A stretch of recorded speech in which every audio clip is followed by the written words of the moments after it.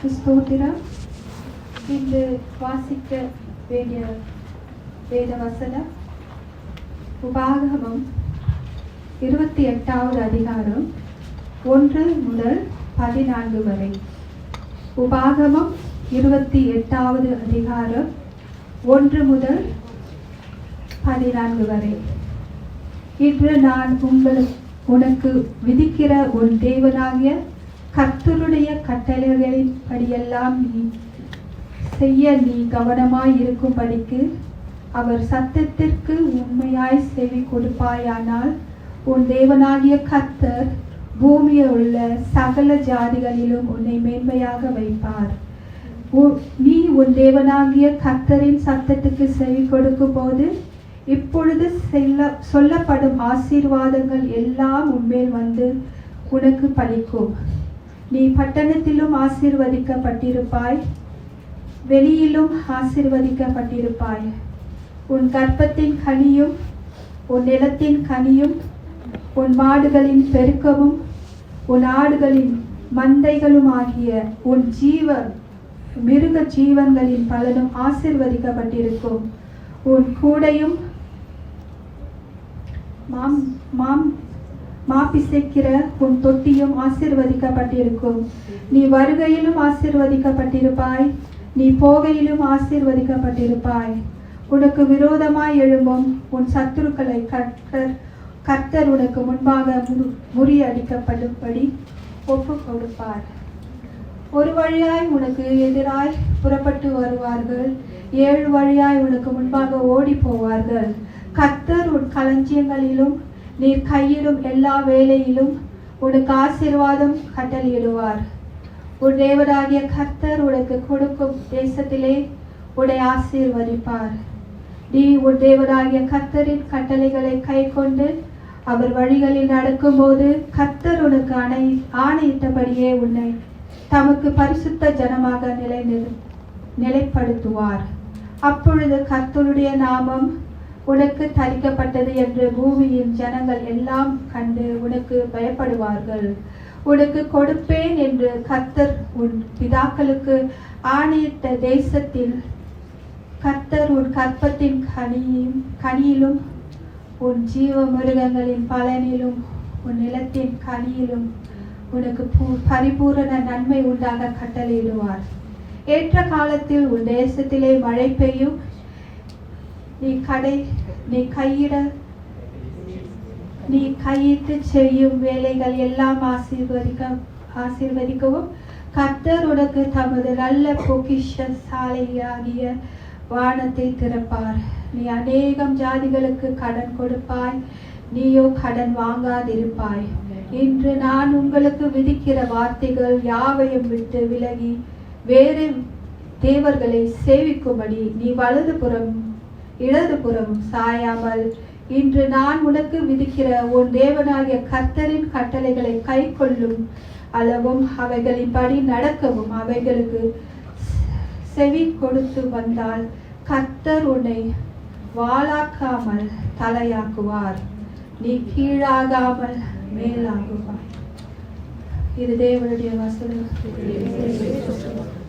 கர்த்தருடைய பரிசுத்த நாமத்திற்கு ஸ்தோத்திரம் உண்டாவதாக. ஆமென், ஹல்லேலூயா. எத்தனை பேருக்கு ஆந்தியாக இருக்கிறீங்க ஆண்டவருடைய வார்த்தையை பெற்றுக்கொள்ள?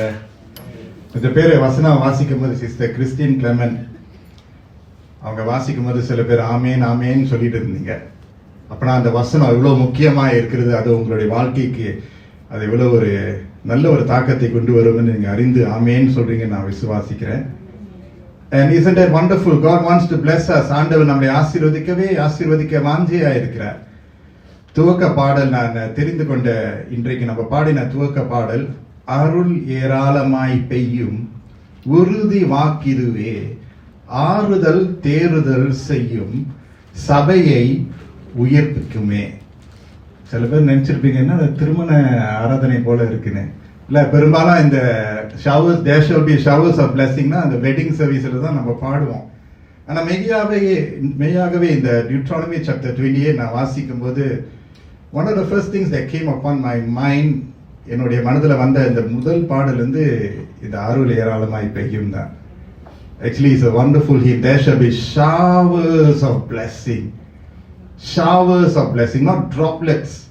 சின்ன சின்ன துளிக்கை இல்லை. ஆனால் ஆண்டவர் நம்மளை எப்படி ஆசீர்வதிக்க பாருங்க, ஏராளமாய் ஏராளமாய் நம்மளை ஆசீர்வதிக்க அவர் விருப்பமாய் இருக்கிறார். ஆண்டவர் நம்மளை இவ்விதமாக இத்தனை வருஷமாக வாழ்நாள் முழுவதுமாக நம்ம இடத்துல அவர் உண்மையாக இருந்த பல வகையில நம்மளுக்கு ஆசீர்வாதமாய் இருந்திருக்கிறார். தொடர்ந்து ஆசீர்வாதத்தை கட்டளையிட்டு கொண்டு இருக்கிறார். இன்னொரு ஹிம் பாத்தீங்கன்னா, பாமாலை பாத்தீங்கன்னா, count your blessings day by day, one by one, count your blessings. உங்களுடைய ஆசீர்வாதங்களை ஒவ்வொரு நாளும் எண்ணி எண்ணி அதை நமது ஆண்டவருக்கு அதை ஏறெடுத்து ஆண்டவருக்கு நன்றி செலுத்த வேண்டும் என்று சொல்லி. So today we think about blessings. ஏனென்றால் இந்த உபாகமம் 28ஆம் அதிகாரத்தை நீங்க பாத்தீங்கன்னா, NIV வெர்ஷன்ல பாத்தீங்கன்னா blessings for obedience. Of course chapter 29 பாத்தீங்கன்னா it talks about the other spectrum, curses for obedience. By இன்றைக்கு தெரிந்து கொள்ளப்பட்ட இந்த பாகம் வந்து ஒரு lectionary text. ஓகே, சென்ற கடந்த வாரங்களில் வந்து தேவன் மௌனமாக இருக்கும்போது என்ற தலைப்பில் ஒரு சீரீஸை பிரசங்கம் பண்ண கர்த்தர் கிருபை செய்தார். நான் இன்றைக்கு இந்த செய்தி வந்து it's lectionary text. I feel it's appropriate. ஆண்டவர் எனக்கு இது தகுதியாக கொடுத்திருக்கிறார் என்று நான் விசுவாசிக்கிறேன். தேவன் என்ன செய்கிறார்? மோசேயை தெரிந்து கொண்டு இருக்கிறார். மோசேயை தெரிந்து கொண்டு இஸ்ரவேல் புத்திரர்களை எகிப்து தேசத்திலிருந்து, அடிமை தேசமாக இருக்கக்கூடிய எகிப்து தேசத்திலிருந்து இந்த ஜனங்களை அவர் கொண்டு போய் சேர்க்க வேண்டும். பெரிய ஒரு கூட்டம், பெரிய ஒரு ஜாதி, பெரிய ஒரு ஜனக்கூட்டமாக இருந்தது.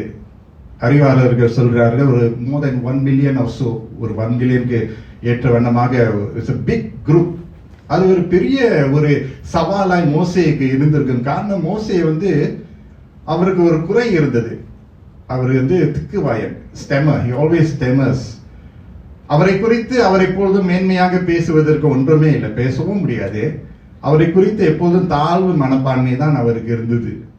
ஸோ அவருடைய சகோதரன் ஆரோன் தான் அந்த வேலைக்கு தகுதியானவர் என்று அந்த எண்ணம் கொண்டவனாக தான் அவர் வளர்ந்திருப்பார் என்று நான் நம்புகிறேன். ஆனாலும் தேவன் மோசேயை தெரிந்து கொண்டார். அது அவருடைய அனாதி திட்டம், சித்தமா இருக்கிறது. ஆகவே மோசே எகிப்து தேசத்திலிருந்து ஜனங்களை அவர் கானான் தேசத்துக்கு அண்டையில கொண்டு போய் சேர்க்கையில அந்த பயணம் வந்து ஒரு கரடு முரடமான ஒரு பயணமா இருந்தது. It was a very difficult journey. அந்த பயணத்துல பல ஆண்டுகள் இருக்கிறது. அந்த பல ஆண்டுகளிலே ஒரு வம்சத்தார் முழுவதுமாக, ஒரு ஜெனரேஷன் முழுவதுமாக அழிக்கப்பட்டார்கள், அவர்கள் மரித்து போய்விட்டார்கள்.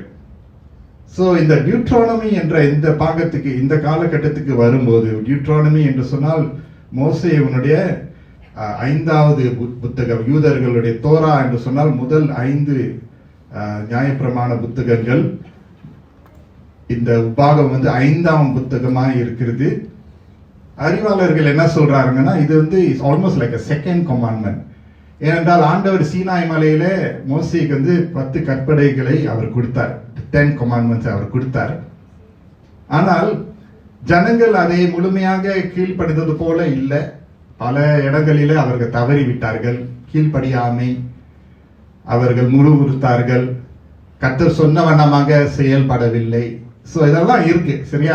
அந்த அந்த generation after generation and then ஒரு ஒரு ஒரு ஒரு வம்சத்தாரே அவர்கள் மரித்து போய்விட்டார்கள் என்று நாம் அறிந்திருக்கிறோம். ஸோ இந்த உபாகமம் என்ற இந்த பாகத்துக்கு வரும்போது it's almost like in English they will say it's almost like a second chance. Almost like a second chance. இன்னொரு மறு வாய்ப்பு வழங்குவது போல இருக்கிறது. தேவன் இந்த ஜனத்தாரை கானான் தேசத்துக்கு கொண்டு போய் சேர்க்கும் போது, முன்பு அவர்கள் எப்படி கற்பனைகள் கீழ்ப்படியாம வாழ்ந்தார்களோ அப்படி வாழாதபடி மறுபடியும் வாழ்க்கை குறித்து, ஜீவத்தை குறித்து மறு யோசனை கொண்டு பாலும் தேனும் கொண்ட அந்த கானான் தேசத்துக்கு அவர்கள் கீழ்ப்படிந்து கடந்து செல்ல வேண்டும் என்ற மறு வாய்ப்பு என்று சொல்லலாம். You know, this year, as you all know, church, you all know, I'm half a century old. So நானும் ஃபேமிலியா we went for என்னுடைய half a century, okay, டின்னருக்கு போகும்போது somehow we are having a conversation. அந்த conversation நான் சொன்னேன் what I felt இந்த 50 என்று சொன்னா, what I felt is almost God giving me a second chance to take a re-look at life. வாழ்க்கையை மறுபடியும் பார்ப்பதற்கு ஒரு வித்தியாசமான கண்ணோக்கத்தோடு பார்ப்பதற்கு கர்த்தர் எனக்கு ஒரு வாய்ப்பு கொடுத்திருக்கிறார் என்று நான் சொன்னேன். So I was just thinking about this. Deuteronomy என்று சொன்னால் இந்த கட்டத்துக்கு ஜனங்கள் வந்து விட்டாங்க. வாழ்க்கை ஓட்டுவதற்கு another lens. This lens is not sufficient now. You're using your old lens now. Use another lens. This is a brand new lens I'm giving you. It's almost like that. So I want us to put that in our hearts. நம்முடைய இருதயத்தில் நம்முடைய சிந்தையை நம்ம அதில் வைத்துக்கொண்டு இந்த பாகத்தினுடைய காரியங்களை நம்ம வாசித்து தியானித்து இந்த நாளினுடைய செய்தியின் தலைப்பு வண்ணமாக whose voice will you obey? யார் சத்தத்துக்கு செவி கொடுப்பாய் என்ற தலைப்பின்படி நம்ம தியானிக்க போகிறோம். இந்த பாகத்தினுடைய முக்கியமான வசனங்கள் 1-2. உபாகமம் 28ஆம் அதிகாரம் வசனம் 1-2 இப்படியாக சொல்லுகிறது. இன்று நான் உனக்கு விதிக்கிற உன் தேவனாகிய கர்த்தருடைய கட்டளைகளின்படி எல்லாம் செய்ய நீ கவனமாய் இருக்கும்படிக்கு, அண்டர்லைன் படிங்க, நீ கவனமாய் இருக்கும்படிக்கு அவர் சத்தத்திற்கு உண்மையாய் செவி கொடுப்பாயானால், அண்டர்லைன் பண்ணிங்க, உன் தேவனாகிய கர்த்தர் பூமியில் உள்ள சகல ஜாதிகளிலும் உன்னை மேன்மையாக வைப்பார். அண்டர்லைன் பண்ணிங்க, உன்னை மேன்மையாக வைப்பார்.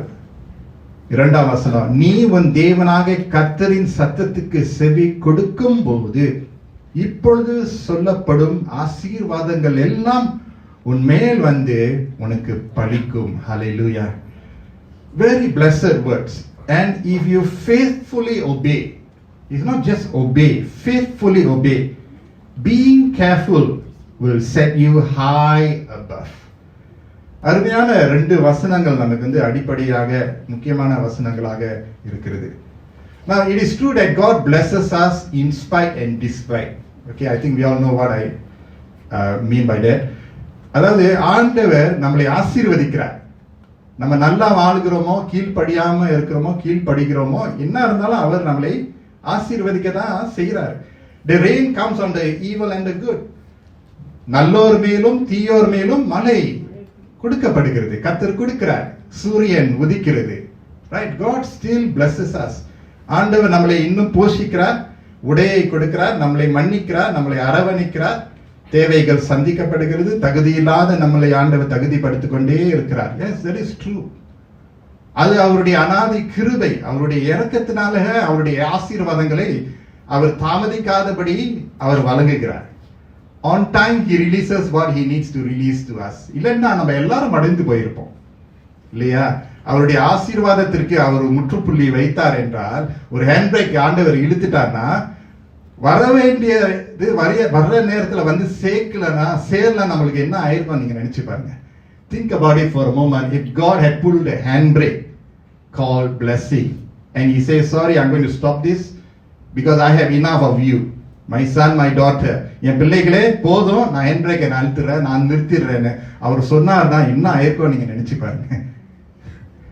காலை எழுந்த உடனே நம்மளுக்கு வந்து, அதாவது நம்ம நடக்க முடியாம இருந்தா என்ன ஆயிருக்கும் நினைக்கிறீங்க? நம்ம காலைல எழுந்த உடனே சாப்பாடு இல்லைன்னா என்ன ஆயிருக்கும் நீங்க நினைச்சு பாருங்க. அதாவது கர்த்தர் அவருடைய இரக்கத்தினாலே நம்ம மேல ஆசீர்வாதத்தை கொடுத்துக்கிட்டே இருக்கிறார். That is unconditional blessing. ஆனா இந்த பாகத்தை வாசிக்கும் போது it is conditional blessing. இந்த குறிப்பான இந்த பாகத்தை வாசிக்கும் போது நம்ம அறிந்து கொள்ள வேண்டும், நிபந்தனைக்குட்பட்ட ஆசீர்வாதமாக இருக்கிறது. இப்படிப்பட்ட ஆசீர்வாதங்கள் யாருக்கு வரும் என்றால், அவருடைய சத்தத்திற்கு கீழ்ப்படிந்து வாழ்கிறவர்களுக்கு இப்பொழுது நம்ம வாசித்த இந்த அனைத்து ஆசீர்வாதங்கள் கதவு தட்டி திறக்கப்பட்டு நமக்கு வழங்கப்படும். ஆமென் சொல்லுவோமா? Conditional blessing. God blesses us in general, but at the same time God is saying that, hey, if you would hear my voice and obey me, here are this. நான் உனக்கு தாராளமாக விசாலமாக நல்ல ஊக்கமாக நான் உனக்கு வழங்குகிறேன் என்று சொல்லக்கூடிய இந்த ஆசீர்வாதங்கள் தான் வசனங்கள் 3-14 நம்ம வாசிக்கிறோம். இந்த ஆசீர்வாதங்களை நான் 3 பிரிவாக நான் பிரித்து உங்களுக்கு வழங்க ஆசைப்படுகிறேன். Firstly, ஆசீர்வாதங்களில் முதலாவது என்னன்னா, you will be blessed wherever you are. எங்க இருந்தாலும் ஆசீர்வாதமாய் இருப்பீங்க. எங்க இருந்தாலும் சொல்லுங்களேன், எங்க இருந்தாலும் சொல்லுங்க. எங்க இருந்தாலும் ஆசீர்வாதமா இருப்பீங்க. blessed wherever you are. 3ஆம் வசனத்துல உபாகமம் 28:3, நீ பட்டணத்திலும் ஆசீர்வதிக்கப்பட்டிருப்பாய், வெளியிலும் ஆசீர்வதிக்கப்பட்டிருப்பாய். blessed shall you be in the city and blessed shall you be in the field. எங்கு போனாலும் ஆசீர்வாதமா இருக்கும். நம்ம காலை எடுத்து வைக்கிற தேசம் எல்லாம் கர்த்தருக்கு சொந்தமா இருக்கும். நம்ம கால் எடுத்து வைக்கிற இடம் எல்லாம் தங்கமா மாறிடும். in a spiritual sense, not in a natural sense. தங்கமா மாறிச்சுன்னா தங்கமானவங்க தான் நீங்க. தங்கம் உங்க பேர் மாத்திடலாம். பட் அதாவது நீங்க கர்த்தரால் ஆசீர்வதிக்கப்படும் போது நீங்க போற இடம் எல்லாம் நறுமணமா இருக்கும். எங்கு போனாலும் செழிப்பா இருக்கும். எங்க குறைவு இருக்கோ நீங்க அங்க போனாலும் நிறைவாயும். எங்க சோகம் இருக்கு அங்க சந்தோஷம் நிற்கும். ஏன்னா நீங்க கர்த்தருக்கு கீழ்ப்படிந்து வாழும் போது எந்த இடத்துல நீங்க போனாலும், எந்த பட்டணத்துக்கு போனாலும், எந்த திசையில இருக்கக்கூடிய இடங்களுக்கு நீங்க அனுப்பப்பட்டாலும் கூட அந்தந்த இடங்களிலே நீங்க நறுமணமா இருப்பீங்க. நல்ல ஒரு விளக்காய் இருப்பீங்க.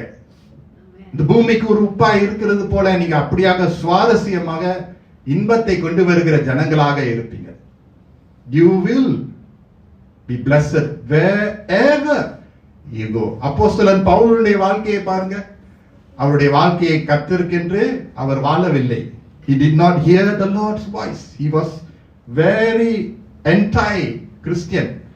கிறிஸ்தவர்கள் சொன்னா அவருக்கு நட்பே இருக்காது. கிறிஸ்தவர்கள்னா எதிரி. ஆனால் தேவன் அவரை அப்போஸ்தலர் 9ஆம் அதிகாரத்தில் பார்க்கும்போது தமஸ்கு பட்டணத்துக்கு அவர் அந்த சாலையில போகும்போது அவர் என்ன செய்யறார்? கர்த்தர் அவரை தொடுகிறார். ஒரு வெளிச்சம் வருகிறார். அவர் தரையில விழுகுகிறார். கண்கள் திறக்கப்படுகிறது. ஒரு மாற்றம் வருகிறது. அந்நாள் துவங்கி கர்த்தருடைய சத்தத்துக்கு செவி கொடுத்து வாழ்ந்தது நிமித்தமாக அவர் போற இடம் எல்லாம் ஆசீர்வாதம். ஆமென் சொல்லுங்க. எதிர்ப்புகள் இருக்கதா இருந்தது, கஷ்ட நாட்கள் இருந்தது. ஆனால் அவர் போற இடம் எல்லாம் சபையை ஸ்தாபித்தார், ஊழியத்தை ஆரம்பித்தார், அற்புதங்கள் அடையாளங்கள் கிரியை செய்தது. Wherever he went, Paul, he was blessed. Hallelujah. அப்போஸ்தலன் பவுல் எழுதின நிருபங்கள் பிரபலமான நிருபங்கள் பவுல் எழுதின நிருபங்கள். எப்படி ஆரம்பம் இருந்தது, ஆனா ஆண்டவர் அவரை இப்படியாக உயர்த்தி மேன்மையாக அவரை பிரயோஜனப்படுத்தினார் என்று சொல்லி நம்ம பார்க்கிறோம். எங்கு போனாலும் ஆசீர்வாதமாய் இருப்போம். Hallelujah. You will be a blessing. Hallelujah. It will overflow. அது நிரம்பி வழியக்கூடிய ஒரு ஆசீர்வாதமாக இருக்கும்.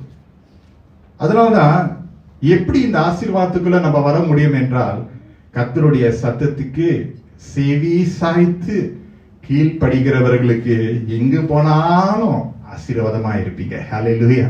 You will be blessed wherever you go when you choose to hear the voice of the Lord and obey it. Hallelujah. Adjustment குறித்து நீங்க ரொம்ப கவலைப்பட வேண்டியது இல்லை.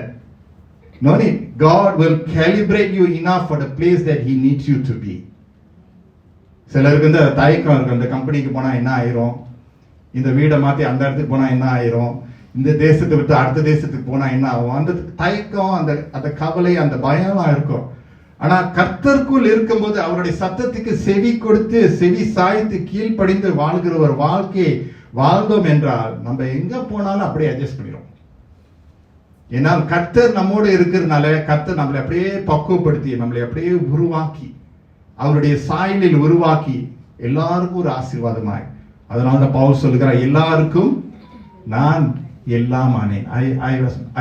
I'm all things to all men. எல்லாருக்கும் ஒரு ஆசீர்வாதமாக இருக்க முடியும். எந்த இடத்திலும் இருந்தாலும் கூட அந்தந்த இடத்துல ஆசீர்வாதமாய் இருப்பீங்க. நீ பட்டணத்திலும் ஆசீர்வதிக்கப்பட்டிருப்பாய், வெளியிலும் ஆசீர்வதிக்கப்பட்டிருப்பாய். ஹல்லேலூயா. இது நிபந்தனை உள்ள ஒரு ஆசீர்வாதம். If you hear the voice of the Lord, God will bless you in the places, whichever places it may be. Maybe the worst of environment. ஆனா அந்த இடத்துல ஆண்டவர் உங்களை அப்படியே கீழாக்காமல் மேல உயர்த்தி வைப்பார். ஆமென் சொல்லுவோமா? மற்றவர்கள் ஆச்சரியப்படுகிற அளவுக்கு கர்த்தர் உங்களுக்கு இருக்கிற இடத்துல உங்களை மேன்மைப்படுத்துவார். But it comes with a condition that you will hear the voice of the Lord and obey Him. அதுல நம்ம சரியா ஆயிட்டோம்னா எங்கெல்லாம் நம்ம இருந்தாலும், எங்க இருந்து நம்ம அனுப்பப்பட்டாலும் கூட அந்தந்த இடங்களிலே கர்த்தர் நம்மளை அப்படியாக ஆசீர்வாதமான ஒரு கருவியாக நம்மளை நிறுத்த வல்லவராக இருப்பார். Blessed wherever you are. If you feel that you are not being a blessing wherever you are, ask the question, whose voice are you hearing? நான் இருக்கிற இடத்துல ஆசீர்வாதமே இல்லையே, why am I not being a blessing where I am? How come? I'm a child of God. Then ask this question, whose voice are you hearing? என கர்த்தர் இந்த வசனத்தின்படி சொல்றாரு, அவருடைய சத்தத்திற்கு கீழ்ப்படிந்து ஜீவிக்கிறவர்களுக்கு இந்த ஆசீர்வாதம் வந்து தொடருமா? அப்படி தொடரலனா we hold God accountable. God, you said so. How is it not happening? ஆனா நம்ம கர்த்தருடைய வார்த்தைக்கு பொறுமையாக காத்திருந்து செவி சாய்த்து படிப்படியாக, as the word முதலாம் வசனத்துல பார்க்கிற வண்ணமாக, faithfully obey, being careful. Right? It takes time to be steadfast. நேரம் எடுக்கும். ஆனால் ஆண்டவர் அப்படியே பக்குவப்படுத்தி ஹalleluya ஒரு blessed ஆன ஒரு நிலையில கர்த்தர் கொண்டு வரணும்னா நேரம் எடுக்கும் சொல்லுங்களேன். நேரம் எடுக்கும் சொல்லுங்களேன். நம்ம மாறுவதற்கே நேரம் எடுக்கிறோம் தானே. அப்ப கர்த்தர் பொறுமையா இருப்பார், நம்மளை அப்படியே உருவாக்குவார். Bless the Lord. ஒன்னும் ஒப்பு கொடுக்க இருக்கிற இடத்துல கர்த்தர் மாற்றங்கள், நல்ல மாற்றங்களை கொண்டு வந்து நம்மளை ஒரு ஆசீர்வாதமாக நிறுத்துவார். Blessed wherever you are. இரண்டாவது, blessed whatever you do. Blessed whatever you do. எதை செய்தாலும் ஆசீர்வாதமாக தான் இருக்க போகிறது. எதை செய்தாலும் whatever you do will prosper. 4ஆம் வசனத்துல பார்க்கிறோம், உன் கற்பத்தின் கனியும் உன் நிலத்தின் கனியும் உன் மாடுகளின் பெருக்கமும் உன் ஆடுகளின் மந்தைகளும் ஆகிய உன் மிருக ஜீவன்களினும் பலனும் ஆசீர்வதிக்கப்பட்டிருக்கும். ஆமென் சொல்லுமா?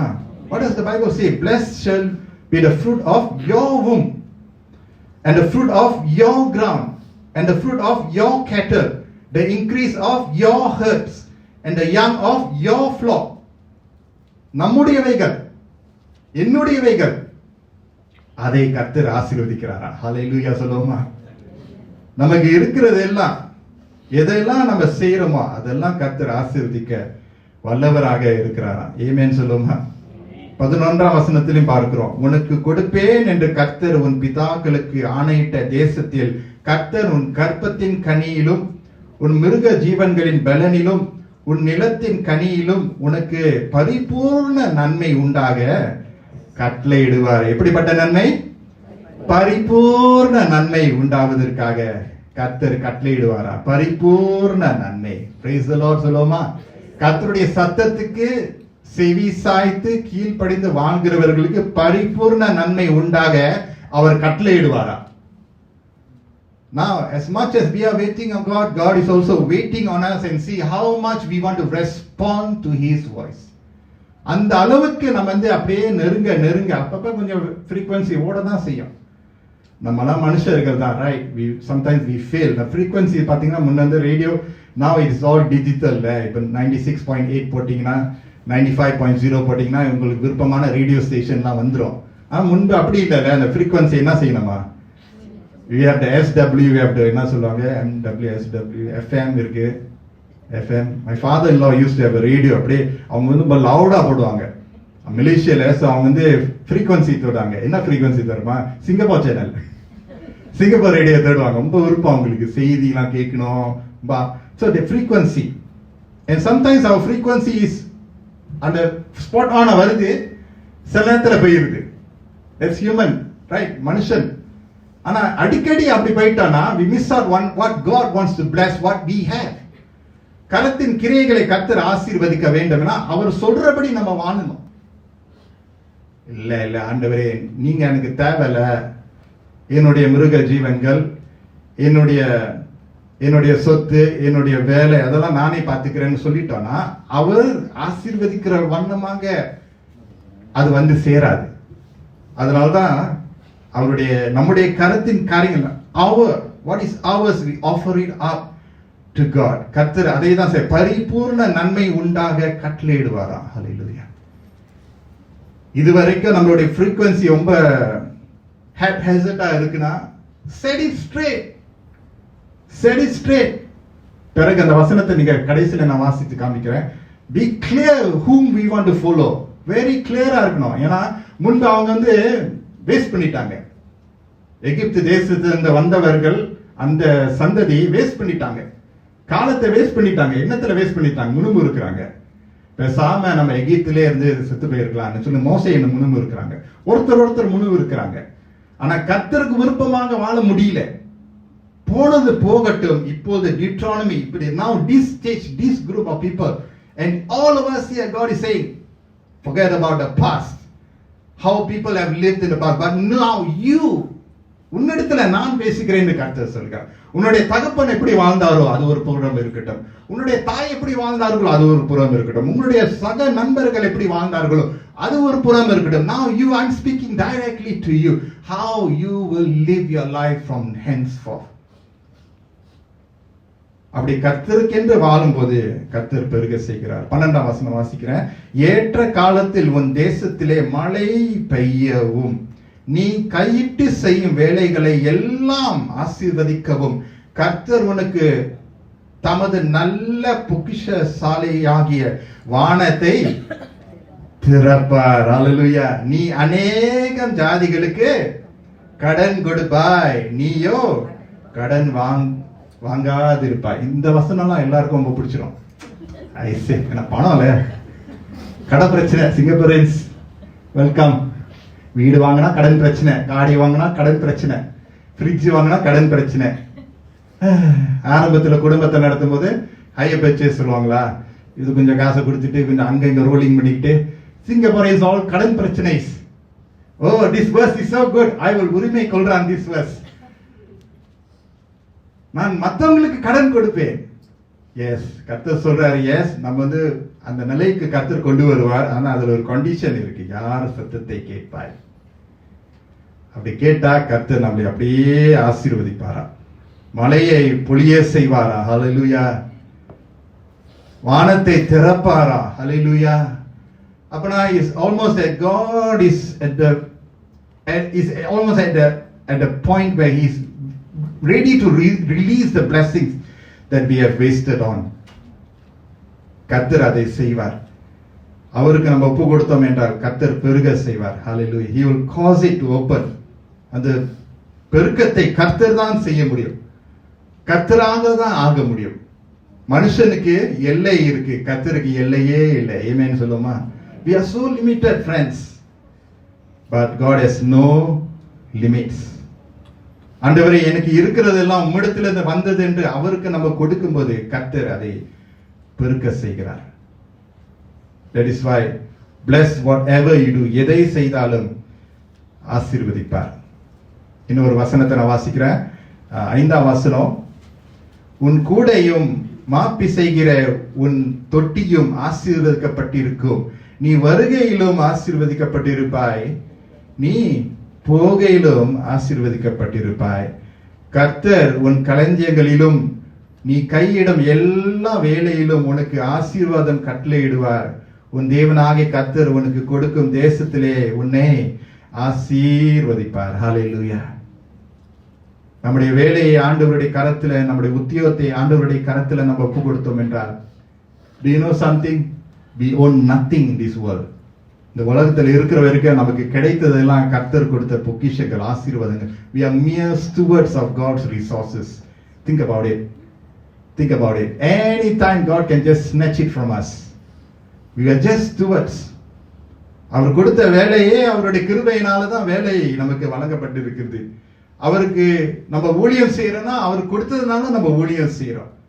நமக்கு குடும்பம் இருக்கிறது, அவர் கொடுத்ததுனால நமக்கு குடும்பம் இருக்கிறது.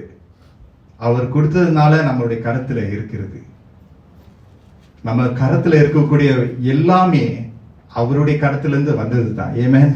அவர்தான் காணிக்கை நம்ம எடுத்து, நம்மளுடைய ஆங்கிலிக்கன் ட்ரெடிஷன் பாத்தீங்கன்னா, எஸ்பெஷலி ஹோலி கம்யூனியன் சர்வீஸ்ல உங்களுடைய கரத்திலே வாங்கி உமக்கு கொடுக்கிறோம் அந்த பிரேயர் நம்ம சொல்றோம். We all remember that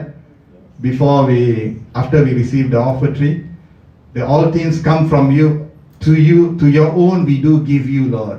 Hallelujah. We acknowledge that God is the source of every blessing. Every blessing. கர்த்தர் தான் நம்மளை ஆசீர்வதிக்கிறார். ஆகவே நம்முடைய கரத்தில் இருக்கக்கூடிய அனைத்தையும் கர்த்தர் ஆசீர்வதிக்க வேண்டும் என்றால், பெருக்க செய்ய வேண்டும் என்றால், இன்னொரு அடுத்த லெவலுக்கு கொண்டு போக வேண்டும் என்றால் நம்ம என்ன செய்யணும்?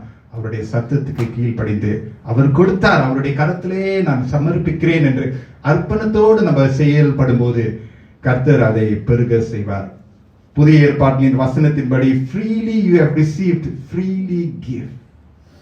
The problem with mankind is we want blessings from God but we shut out giving to God. நம்ம பெற்றுக்கொள்றது ரொம்ப ஆசைப்படுறோம், ஆனா கொடுக்கறதுல தாமதிக்கிறோம். I didn't say didn't give, தாமதிக்கிறோம்னு சொன்னேன். கேள்வியோடு இருக்கிறோம். Friends, I want to encourage you. சேர்த்து வைக்காதீங்க. கர்த்தர் நம்மளுக்கு ஆசீர்வாதத்தை கொடுக்கிறார், சேர்த்து வைக்காதீங்க. யாரெல்லாம் நம்மளை ஆசீர்வதிக்கணுமோ கொடுத்து பாருங்களேன். Hallelujah. There must be an inlet receiving God's blessing, and that blessing cannot be hoarded upon. எனக்கு தான் சொல்லாதபடி, Lord எனக்கு தான், ஆனாலும் கூட பெற்றுக்கொண்ட கடன் கொடுக்கிறதுக்கும் எனக்கு அந்த மனசு தாங்கன்னு நம்ம சொல்லணும். ஒருவர் சொன்னார், ஒரு கிறிஸ்தவனுடைய விசுவாசத்தை ஆராய்ந்து பார்க்கணும்னா அவனுடைய வாலெட்டை தான் தொடணும்னு சொன்னார். And that's a very strong statement. அவன் எப்படி சொத்து, பணம், ஆஸ்தியை கையாளுகிறான் என்று பார்த்தால் அவனுடைய கிறிஸ்துவனுடைய வாழ்க்கை இப்படிப்பட்டது என்று அறிந்து கொள்ளலாம். Freely we have received, freely give. Father Bergmans ஒரு அருமையான ஒரு பாடல் பாடினார், என்னோடு கூட நீங்க பாடுங்க. சேர்த்து வைக்காதே, தீருடன் பறித்திடுவான். சேர்த்து வைக்காதே, தீருடன் பறித்திடுவான். கொடுத்திடு கர்த்தருக்கே, குறைவின்றி காத்திடுவார். கொடுத்திடு கர்த்தருக்கே, குறைவின்றி காத்திடுவார். உன்னையே வெறுத்து விட்டால் ஊழியம் செய்திடலாம். சுயத்தை சாகடித்தால் சுகமாய் வாழ்ந்திடலாம். எதெல்லாம் கர்த்தர் நமக்கு ஆசீர்வாதமாய் கொடுக்கிறாரோ அதெல்லாம் அவருடைய கரத்துல மறுபடி கொடுக்க நம்ம திறந்த மனதோடு இருக்க வேண்டும். Blessed whatever you do. எதை செய்தாலும் கீழ்ப்படுகிற ஒரு வாழ்க்கை, கர்த்தருடைய குரலுக்கு செவி சாய்க்கிற ஒரு வாழ்க்கை வாழ்ந்தோம் என்றால் எதையெல்லாம் நம்ம செய்கிறோமோ அதெல்லாம் ஆசீர்வாதமாய் இருக்கும். மூன்றாவது கடைசியாக, blessed whomever you are with. யாரோடு இருந்தாலும் நீங்க ஆசீர்வாதமா இருப்பீங்க. அல்லேலூயா. ரெண்டு காரியம் நான் சொன்னேன்ல, ஞாபகம் இருக்கா? எங்க இருந்தாலும் ஆசீர்வாதமா இருப்பீங்க, எதை செய்தாலும் ஆசீர்வாதமா இருப்பீங்க. கடைசியாக யாரோடு இருந்தாலும் ஆசீர்வாதமா இருப்பீங்க. மாமனாரோடு இருந்தாலும் ஆசீர்வாதம், பிடிக்காத மாமியோடு இருந்தாலும் ஆசீர்வாதம், பிடித்த சகோதரோடு இருந்தாலும் ஆசீர்வாதம், எதிரிகள் மத்தியிலும் ஆசீர்வாதம், எதிரி இல்லாமல் இருந்தாலும் ஆசீர்வாதமா இருப்பீங்க. கர்த்தர் அப்படித்தானே இருந்தாரு. யாரோடு இருந்தாலும் அவங்க இருக்கிறவங்க எல்லாரும் ஆசீர்வதிக்கப்பட்டாங்க. அப்படிப்பட்ட வகையில நம்ம ஆண்டவருக்கு செவி சாய்த்து வாழ்ந்தோம் என்றால் ஆசீர்வாதமா இருப்போம். உபாகமம் 28:7 நம்ம பார்க்கிறோம், உனக்கு விரோதமாய் எழும்பும் உன் சத்துருக்களை கர்த்தர் உனக்கு முன்பாக முறிய அடிக்கும்படி ஒப்பு கொடுப்பார். ஒரு வழியாய் உனக்கு எதிராக புறப்பட்டு வருவார்கள். எப்படி போவாங்களா? 7, அப்படியே துண்டை காணும் துணியை காணும் சொல்லி 7 வழியாய் உனக்கு முன்பாக ஓடி போவார்களாம்.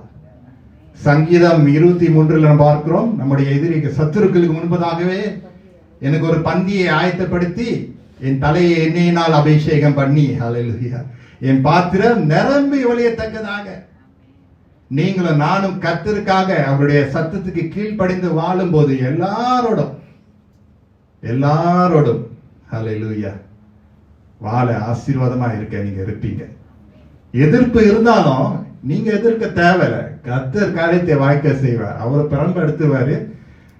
இன்னொரு வார்த்தை வந்துச்சு, அதையும் சொல்லிடுறேன். சில நேரத்தில் பெரம்பையும் எடுப்பாரு, விளக்கமாரியும் எடுப்பாரு. உண்மைதானே? He will sweep. He will do the sweeping.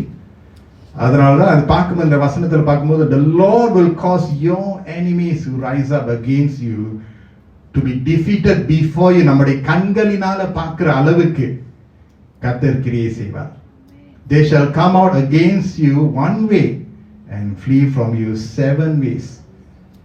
இப்ப என்ன நம்ம பார்க்கிறோம்னா, நம்ம எங்க இருந்தாலும் ஆசீர்வாதமா இருக்கும். நமக்கு எதிராக எது வந்தாலும் எதிராக இருக்கிற ஆயுதங்கள் வாய்க்காமல் போகும். கர்த்தருடைய குரலுக்கு சத்தத்துக்கு கீழ்ப்படிந்து வாழும்போது யாரெல்லாம் நம்ம இருந்து பழக முடியுமோ எல்லார் இடத்துல பழக கர்த்தர் கிருபை செய்வார். அப்போஸ்தலன் பவுல் அப்படியாக தானே இருந்தாரு. Remember, Paul was the greatest missionary against the gospel. He was a divider. Dividerனா அந்த ரோட் டிவைடர் இல்ல, டிவிஷனுக்கு அவர் காரணம். சபையை பிரிக்க வேண்டும், பரிசுத்தவான்களை பிரிக்க வேண்டும், சபையை கொளுத்தி எரிய வேண்டும். All he wanted was disaster, division for the people of God, for God's kingdom. ஆனா அவன் வாழ்க்கையை மாற்றி அமைக்கப்பட்ட போது நீங்க பாத்தீங்கன்னா அவருடைய லாங்குவேஜ் all changed. ஒருத்தர் அன்பா இருங்க, ஒருத்தர் மன்னியுங்க, முடிந்த வரைக்கும் as much as it depends on you, be at peace with everyone. How can a man change that way? பாருங்க, ஒரு எக்ஸ்ட்ரீம்ல இருந்து மற்றொரு எக்ஸ்ட்ரீமுக்கு பவுல் மாறிட்டாரு. காரணம் தெரியுமா? கர்த்தருடைய சத்தத்தை அவன் கேட்டு விட்டான். அவரோட மெய்யான சத்தம் கேட்டு விட்டான். அந்த ஆவியானவருடைய கிரியை அவனுடைய வாழ்க்கையில இருந்ததுனால அவனுக்கு எல்லாரும் இணைக்கணும், ஒன்னா இருக்கணும், ஒன்றாக செயல்படணும். வித்தியாசமான அதாவது வித்தியாசமான கருத்துக்கள் இருக்கலாம், ஆனா ஒருத்தர் போட்டி போட்டுற கூடாது. ஆவியில நம்ம ஒருமனப்பட்டு செயல்படணும். அந்த மனப்பான்மை வந்து விட்டது. He was blessed whomever he was with. And Jesus was like that. இயேசு எப்பொழுதும் எல்லாரிடத்தையும் அவரால் பழக முடிஞ்சிச்சு. எப்படி முடியும்? மோசேயை பாருங்களேன், மோசேக்கு எப்படி முடிஞ்சது? Very tough. Is it possible? Yes. தேவனால் கூடாத காரியம் ஒன்றும் இல்லை. இதுலயும் நம்ம சொல்லணும். அப்ப கர்த்தருடைய சத்தத்துக்கு நம்ம செவி சாய்த்தோம்னா நம்மளால அந்த நிலைக்குள் நம்ம வர முடியும். And it is important, right? Isn't that so? Relationship is important, right? குடும்பத்திலிருந்து ஆரம்பிக்கிறது, வேலை ஸ்தலத்துக்கு போகிறது, சபைக்கு வருகிறது, எங்க போனாலும் நம்ம உறவை நம்ம விட்டுவிட முடியாது. உறவுகள் முக்கியம். அப்ப உறவுகளை காத்துக்கொள்ள வேண்டும் என்றால் நான் அப்படிப்பட்ட ஒரு ஆசீர்வாதமான ஒரு உறவுகளை கட்டுகிறவனாக நான் இருக்கணும்னு நான் வாஞ்சை கொண்டேன் என்றால் கர்த்தருடைய சத்தத்துக்கு செவி சாய்க்க வேண்டும். அப்படி செவி சாய்த்தோம் என்றால் ஆண்டவர் இயேசு சொன்னது போல you are a peacemaker. சமாதானக்காரர்கள் பாக்கியவான்கள், பாக்கியவான்கள். ஹalleluya. And இயேசு கிறிஸ்துவினுடைய மலை பிரதேசத்தை பார்த்து உபதேசங்களை பார்த்தீங்கன்னா எப்படிப்பட்டவர்கள் பாக்கியவான்கள், பாக்கியவான்கள், பாக்கியவான்கள், பாக்கியவான்கள் எழுதப்பட்டிருக்கிறது. Friends, this goes much more deeper. Much more deeper. இந்த ஆசீர்வாதங்கள் இன்னும் ஆழமான ஆசீர்வாதங்களாக இருக்கிறது. வசனம் 9-10 வாசிக்கிறேன். நீ உன் தேவனாகிய கர்த்தரின் கட்டளைகளை கை கொண்டு அவர் வழிகளில் நடக்கும்போது கர்த்தர் உனக்கு ஆணையிட்டபடியே. இப்ப நான் வாசித்த வசனங்கள் பாத்தீங்கன்னா திறந்து கொடுப்பார், அவர் பொழிவார் என்ற வசனங்கள். He promises us, கர்த்தர் உனக்கு ஆணையிட்டபடியே உன்னை தமக்கு பரிசுத்த ஜனமாக நிலைப்படுத்துவார். ஹல்லேலூயா. அப்போது கர்த்தருடைய நாமம் உனக்கு தரிக்கப்பட்டது என்று பூமியின் ஜனங்கள் எல்லாம் கண்டு உனக்கு பயப்படுவார்கள். ஹல்லேலூயா. Isn't that wonderful? Because the people needed to be distinct going into Canaan. கானான் ஊருக்கு அவங்க போகும்போது ஏற்கனவே மற்ற விக்கிர ஆராதனைகள் அங்கு பிரபலமாக அங்கு நடந்து கொண்டிருக்கிறது. Canaan is full of idol worship. அப்ப இஸ்ரவேல் ஜனத்தார் மோனோ ரிலிஜன், அதாவது ஒரே தேவன் என்று அவர்கள் அறிந்து நம்முடைய தேவனை ஆராதிக்கிறார்கள். இந்த கானான் தேசத்துக்கு அவங்க போகும்போது they are going to face so many different challenges to give up their religion. ஆண்டவருக்கு சொல்லுகிறார், நீ என்னோடு நீ நடக்கும் போது மற்றவர்கள் உன்னை பார்த்து பயப்படுகிற அளவுக்கு நான் உன்னை நிலைத்து வைப்பேன். அவங்க அப்படியே லூஸா இருந்துட முடியாது. cannot be too shaky because they will follow the other gods. அதனால தான் இருக்கிற இடம் எல்லாம் அவர்கள் ஆசீர்வாதமாய் இருப்பார்கள். bless friends. நீங்க ஆசீர்வதிக்கப்பட கர்த்தர் விருப்பப்படுகிறார். bless wherever you are. எங்க இருந்தாலும் ஆசீர்வாதமா இருப்பீங்க. bless whatever you do. எதை செய்தாலும் ஆசீர்வாதமா இருப்பீங்க. bless whomever you are with. யாரோடும் இருந்தாலும் நீங்க ஆசீர்வாதமா இருப்பீங்க. ஆரம்பத்தில் நான் வாசித்த முதல் 2 வசனம் ஞாபகம், வசனங்கள் 1, 2.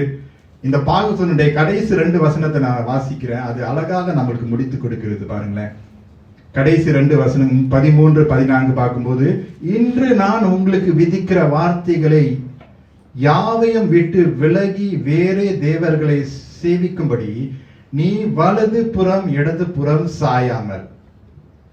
Okay, in English will come a bit later. Okay, that you will not turn to the right hand or to the left. வலது புறம் இடது புறம் சாயாமல். The thing about following God is almost like ஒரு high plateau, a mountain, a high mountain, just one plank and you have to walk னு சொன்னா, either left or right நீங்க சாஞ்சிருவீங்க, ஈஸியா சாஞ்சிருவீங்க. The thing about following God, there are many pressures and pull of the world that can pull you. வலது புறம் இந்த பக்கம் புல் பண்ணும், உங்களுடைய நண்பர்களுடைய கோட்பாடுகள். அந்த பக்கம் இன்னொரு கூட்டம் நிற்கும். கர்த்தருக்கு அந்த குறுகிய அந்த நேரோ பாத்ல நடக்கிறதுக்கு is much more challenging than walking the broad way. அந்த குறுகிய பாதை ஜீவனுக்கென்று செலுத்தப்படுகிற ஒரு பாதை. ஆனா அந்த நீளமான பாதை தரமா கேடுக்கு போகுது. கர்த்தருக்கு விருப்பமாக நடக்கும் போது வலது புறம் இடது புறம் சாயறதுக்கு ரொம்ப வாய்ப்பு இருக்கிறதுனால இந்த வசனம் இங்கு சொல்லப்படுகிறது. நீ வலது புறம் இடது புறம் சாயாமல். இன்று நான், மறுபடியும் அந்த வார்த்தையை நீங்க நோட் பண்ணி பாத்தீங்கன்னா, இன்று நான், அன்று கர்த்தர் ஜனங்களுக்கு பேசின வார்த்தை இன்றைக்கும் இந்த சபையில இந்த வார்த்தைகளை கேட்டுக்கொண்டு இருக்கிற நீங்கள் அனைவரும் இதை கேட்டுக்கொண்டு இருக்கிறீங்க. If God is alive then with Moses, is much more alive now today. Hallelujah. மோசேயோடு பேசின தேவன் இன்றைக்கும் இங்க இந்த இடத்துல இன்று நான் கர்த்தர் சொல்லுகிறார். நம்புறீங்களா? If you believe the Bible, you believe the Bible for today. இது நேற்றைய செய்தித்தாள் அல்ல. The Bible is always present. Hallelujah. நேற்றைய செய்தி தான், வருகிற காலத்துக்கு இந்த செய்தி தான். ஆனா it's the Bible for now. Hallelujah. அதனால தான் இன்று நான் உனக்கு விதிக்கிற உன் தேவனாகிய கர்த்தரின் கட்டளைகளை கை கொள்ளவும் அவைகளின்படி நடக்கவும் அவைகளை செவி கொடுத்து வந்தால் கர்த்தர் உன்னை, இப்பதான் அந்த வசனம் வருது பாருங்க, இதெல்லாம் உங்களுக்கு ரொம்ப ஆசை, ஏன்னா பாட்டு வருதுல, கர்த்தர் உன்னை வாளாக்காமல் தலையாக்குவார், நீ கீழாகாமல் மேலாவாய். Hallelujah. Right? Nowadays we have all these catchy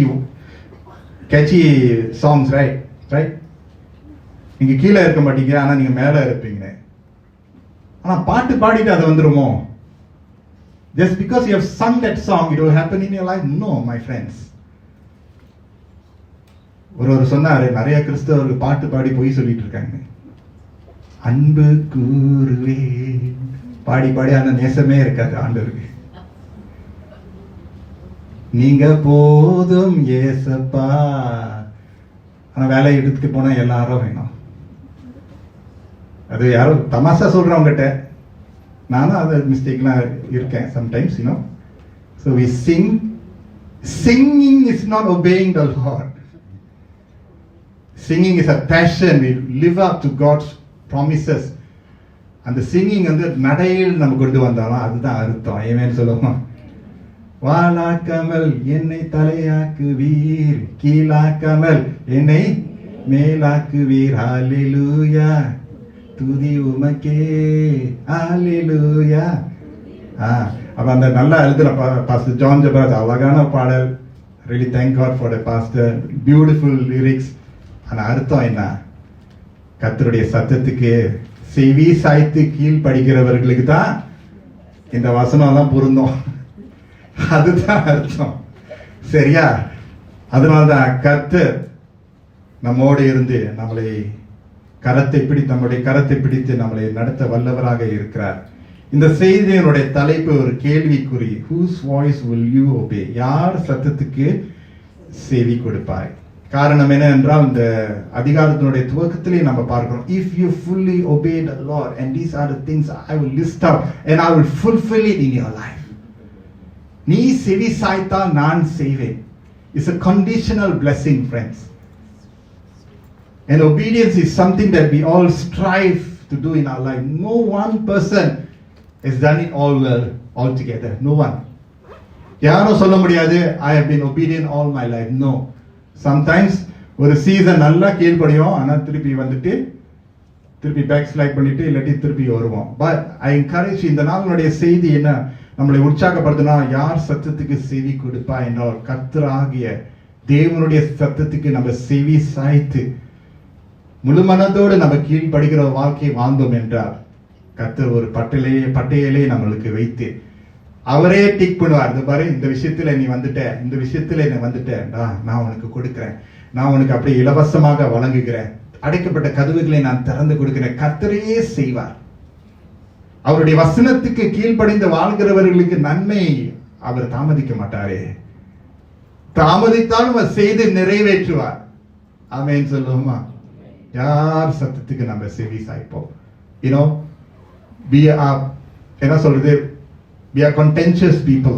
The people of God always, தேவ ஜனங்கள் எப்பொழுதும் contentious. ஒரு பக்கம் கர்த்தருக்காக நம்ம நடக்கும்போது பிசாசானவன் நம்மளை தாக்குகிறான், மாம்சம் நம்மளை அழுத்துகிறது, மற்ற ஜனங்கள் நம்மளை அவருடைய பாதையிலிருந்து தப்பி செல்வதற்கு ஜனங்கள் கிரியை செய்கிறார்கள். பல பல அழுத்தங்கள் நம்மளை தாக்குகிறது. ஆனா நம்ம ஆவிலே கர்த்தருடைய சத்தத்துக்கு நான் செவி சாய்ப்பேன் என்று சொல்லும் போது சாமுவேல் சொன்னாரு பாத்தீங்களா, இது அடியே நான் இருக்கிறேன், நீர் பேசும். சாமுவேல் சொல்கிறார், Lord speak, I will hear. I want to encourage everyone here. This church is full of different life phases. சின்ன பிள்ளைங்க இருக்கிறாங்க. I'm so happy to see the children here. பெற்றோர்கள் நீங்க கொண்டுட்டு வந்திருக்கிறீங்க. Always honor the parents who bring the little children. கிளப்பி கொண்டு வருது எவ்வளவு பெரிய ஒரு விஷயம் நம்மளுக்கு தெரியும், right? And we have the young people here, young adults இருக்கிறீங்க, திருமணம் ஆகினவர்கள் இருக்கிறீங்க, பெரியவங்க இருக்கிறீங்க, முதியோர் இருக்கிறீங்க. எல்லாரும் வாழ்க்கையின் கட்டத்துல இந்த கேள்வியை நம்ம கேட்கணும், யார் சத்தத்திற்கு நம்ம செவி சாய்க்கிறோம்? நம்ம சொந்த சத்தத்துக்கு நம்ம செவி சாய்க்கிறோமா? பிசாசானுடைய சத்தத்துக்கு செவி சாய்க்கிறோமா? உலகத்தினுடைய சத்தத்துக்கு நம்ம செவி சாய்க்கிறோமா? Hear the voice, the sound of the Lord. Walk in His ways. It is worthy. It is worthy. சில நாள்ல இருந்து சில சிரமங்கள் இருக்கும், ஆனா still it is worth to follow God all the way. Sometimes சில discouragement வரும், sometimes நீங்க எதிர்பார்க்காத காரியங்கள் உங்களை அழுத்தம், but still don't compromise on your obedience to God. 4 பேர் உங்களை வெறுப்பாங்க, நீங்க கர்த்தருக்கு கீழ்ப்படிகிறனால 4 பேர் உங்களை வெறுப்பாங்க, ஒதுப்பாங்க, still follow God. மற்றவர்கள் உங்களுடைய நண்பர்களாக ஆவதற்கு நீங்க கர்த்தருக்கு கீழ்ப்படியாத வாழ்க்கை வாழ்ந்துடாதீங்க. Just because you need to entertain and bring some people to your side, do not disobey God. தனியா இருந்தாலும் கர்த்தருக்காக கீழ்ப்படிக்கிற வாழ்க்கை வாழணும். ஆமென் சொல்லுமா? ஆமென் சொல்லுமா? கர்த்தருக்கு கீழ்ப்படிந்து வாழ்கிறவர்களுக்கு கர்த்தர் எந்த நன்மையும், அதாவது எல்லா நன்மையும் நம்மளுக்கு வாரி வாரி கொடுப்பார். Believe it. Believe it. And I'm not just saying monetary. அதாவது கர்த்தர் நம்மளுடைய சேலரி இன்க்ரீஸ் பண்ணாரு, பணம் நிறைய கிடைக்கும், அதை நான் சொல்லல. ஒருவேளை அது அந்த ரீதியில அவர் நம்மளை ஆசீர்வதிப்பார். ஆனா மற்ற ரீதியில கர்த்தர் உங்களை அப்படியே மேன்மைப்படுத்துவார். குடும்ப உறவுகள் சரியா இருக்கும், உங்க பிள்ளைகள் உங்களை பார்க்கறது சரியா இருக்கும். அதாவது மற்ற வாழ்க்கையினுடைய மற்ற எல்லா the whole spectrum of life கர்த்தர் பார்த்துக் கொள்வார். நம்புறீங்களா? நம்முடைய பொறுப்பு என்ன தெரியுமா? கீழ்ப்படிக்கிறது தான். I say, ask the Lord, give me that obedient heart and faithfully obey every day of my life. அந்த ஒரு பிரேயர் தான், அது மட்டும் நம்ம செஞ்சுட்டோம்னா கர்த்தர் மற்ற காரியம் எல்லாம் அழகா ரீஅரேஞ்ச் பண்ணிடுவாரு. சிலருடைய வாழ்க்கையில பசல் எப்படிதமா இருக்கு, ஜிக்ஸா பசல் உங்களுக்கு தெரியும் தானே? If let's say this is a jigsaw puzzle here, if that is a jigsaw puzzle, அதெல்லாம் ஸ்கிராம்பிள் பண்ணிட்டே வச்சுக்கலாம், அங்கங்க இருக்கு தானே? I can tell you why is that, because கீழ்ப்படியாமையினால் அப்படி இருக்கும்போது படிய கர்த்தர் அந்த ஜிக்ஸா பஸல்ல மாத்தி அழகாக நீங்க அடைய வேண்டிய அந்த அழகான கானானுக்கு கர்த்தர் அடைய செய்வாரு. பொறுமையா இருங்க, கர்த்தர் கிரியை செய்வாரு. எஸ், யங் பீப்புள், உங்க ஸ்டேஜ் ஆஃப் லைஃப் அந்த ஒரு அஸ்திபாரத்தை நீங்க இப்பயே வைங்க. Children, make that your strong foundation, because the pressures of your friends, the world will offer you something else. அவங்க உங்களுக்கு ஆஃபர் பண்ணுவாங்க. They will throw at you something else which will be very very attractive. பெரியவர்களுக்கு தான் same தான். ஆனால் வாலிப ஸ்தானத்தில் இருக்கிறவர்களுக்கு வரக்கூடிய சோதனை பரீட்சைகள் வந்து டிஃப்ரெண்டாக இருக்கும். பெரியவர்களுக்கும் இருக்கும், எல்லாருக்கும் இருக்கும் பரீட்சை. It will come knocking on our door. ஆனால் கர்த்தருக்கு செவி சாய்த்து வாழும்போது கர்த்தர் உங்களை மேன்மைப்படுத்துவார். அப்படி நீங்க செஞ்சு பாருங்க. அவருக்கு கீழ்ப்படிந்து வாழ்கிறவர்களுக்கும் கீழ்ப்படியாம வாழ்கிறவர்களுடைய வித்தியாசத்தை நீங்களும் பார்ப்பீங்க. ஏமேன்னு சொல்லுவோமா? ஏமேன்னு சொல்லுவோமா? ஆண்டவரை நோக்கி பார்த்து ஒரு ஜெபம் எடுப்போம். ஒரு சின்ன ஒரு ஜெபம் தான், ஆனா ஒரு அர்ப்பணிப்பின் ஜெபம். Whose voice will you hear? யார் சத்தத்துக்கு செவி கொடுப்பாய்? யார் சத்தத்துக்கு செவி கொடுப்பாய்? அந்த கேள்விக்கு நீங்க பதில் கொடுக்கும்போது கர்த்தரையே உங்களை பிடித்துக் கொள்வார். God will hold you and lead you through a good week, a blessed month ahead. And it's okay to have silence. It's okay to have no music, no songs. There's no lack in it. கர்த்தர் நிறைவாக இருக்கிறார். அவருடைய சத்தத்துக்கு செவி சாய்க்கிறவர்களுக்கு வரக்கூடிய ஆசீர்வாதம் ஏராளம். ஒருவேளை சில இடங்களிலே நம்ம வந்து கீழ்ப்படியாமையான ஒரு வாழ்க்கை வாழ்ந்தோம் என்று அதையும் கர்த்தருக்கு நம்ம தெரிவுபடுத்துவோம். Lord, help me. Lord, form me. Shape me, Lord. I want to step into Canaan. கானான் என்ற அந்த ஊர் பாலும் தேனும் ஓடுகிற ஆசீர்வாதமான ஒரு நிலத்துக்குள்ள நான் போக வேண்டுமே. Thank you, Jesus. Just to take a few seconds, just to respond to God's voice, His Spirit, His guidance, His loving light of His voice out there. மெல்லிய குரல். நன்றி அப்பா, உம்முடைய வார்த்தை நல்ல நிலத்தில் விழுவட்டும், அதனுடைய கனிகளை பிள்ளைகள் காணட்டும் அப்பா. நாம மகிமை அடைவதாக. இயேசுவின் மூலம் நல்ல பிதாவே.